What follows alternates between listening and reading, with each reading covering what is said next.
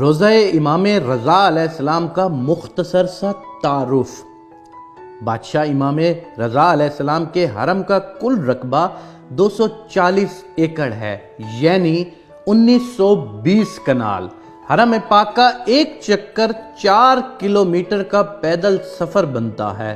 سڑک جہاں سے ختم ہوتی ہے وہاں سے حرم پاک میں داخل ہوں تو دنیا کا سب سے قیمتی پتھر لگا ہوا ہے۔ وہ گرینائٹ لگا ہوا ہے جو گرمیوں میں ٹھنڈا رہتا ہے اور سردیوں میں گرم ہوتا ہے۔ صحن کے بعد جو ابتدائی دروازے ہیں وہ اتنے قیمتی لکڑی کے ہیں جو دنیا کے کسی بھی بندے کو دستیاب نہیں ہیں۔ پھر جب صحن ختم ہوتا ہے تو آگے شروع ہو جاتا ہے حرم۔ حرم پاک کے جتنے دروازے ہیں وہ سب کے سب سونے کے دروازے ہیں۔ ایک دروازے میں گلوب کی طرح لٹکا ہوا ایک فیروزہ ہے۔ اس فیروزے کے بارے میں حرم کی کتاب میں لکھا ہوا ہے کہ پورا ایران برباد ہو جائے اس پتھر کی قیمت سے دوبارہ آباد ہو سکتا ہے۔ بادشاہ رضا علیہ السلام کے مہمانوں کے لیے جو سبیلے ہیں وہ سونے کی ہیں اور جو پینے والے برتن ہیں وہ چاندی کے ہیں۔ جو ہی صحن ختم ہوتے ہیں آگے جوتے اتارنے کی جگہ ہے۔ جدھر زوار اپنی جوتیاں اتارتے ہیں وہاں پر میرے بادشاہ کے 8000 نوکر کھڑے ہیں۔ اور یاد رکھنا وہ دنیا کے کوئی عام بندے نہیں ہوتے کہ جو بے روزگار ہوں اور چلا جائے اس کام کے لیے۔ ان میں 90% لوگ ایران کی فوج سے ریٹائرڈ میجر، جنرل، کرنل اور بریگیڈیئر جیسے افیسرز ہیں۔ وہ ریٹائرمنٹ لے کر درخواست دیتے ہیں کہ ہمیں پینشن نہ دے، بادشاہ رضا علیہ السلام کے زواروں کی جوتیاں اٹھانے کی نوکری دی جائے۔ دنیا کا کوئی 7 سٹار ہوٹل اتنا خوبصورت نہیں جتنا بادشاہ رضا علیہ السلام کے لنگر خانہ خوبصورت ہے۔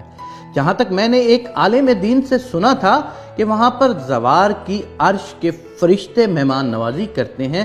یہ جتنی بھی چیزیں ہیں، سونا، چاندی، اینٹیں، پتھر، ان سب کی فیکٹریاں امام رضا علیہ السلام کی اپنی ہیں۔ کچھ صحن ایسے ہیں جن کا رقبہ بہت وسیع و عریض ہے۔ ان کو صحن بزرگ کہتے ہیں۔ اذہان میں جو بزرگ ضعیف یا معذور زوار مہمان آتے ہیں ان کے لیے صحن میں امام رضا علیہ السلام کی گاڑیاں کھڑی ہوتی ہیں، اس لیے کہ میرا زوار چل نہیں سکتا، اسے سواری پر لے کر آؤ۔ 3 منزلوں پر محیط ہے میرے بادشاہ رضا کی زری مبارک۔ ان تینوں منزلوں کی زیارت کی جاتی ہے۔ ان تینوں منزلوں پر دنیا کی ہر کرنسی، روپیہ، یورو، ڈالر، ریال، دینار، پاؤنڈ وغیرہ ہر قسم کی کرنسی سے بھری ہوئی پڑی ہوتی ہیں۔ یہ تینوں منازل ایران پر تقریباً 44 سال سے پابندیاں ہیں۔ ایران بادشاہ رضا کی جوتی کا صدقہ آج تک غریب نہیں ہوا۔ مملکت ایران مقروض ہے۔ اس 8ویں امام کی لاکھوں کی تعداد میں مولا کی فیکٹریوں میں ایرانی لوگ ملازمت کرتے ہیں۔ کروڑوں گھر امام رضا کے سہارے سے پلتے ہیں۔ 4 کلومیٹر میں پارکنگ ہے جہاں پر صرف وہاں پر کام کرنے والے نوکروں کی گاڑیاں کھڑی ہوتی ہیں۔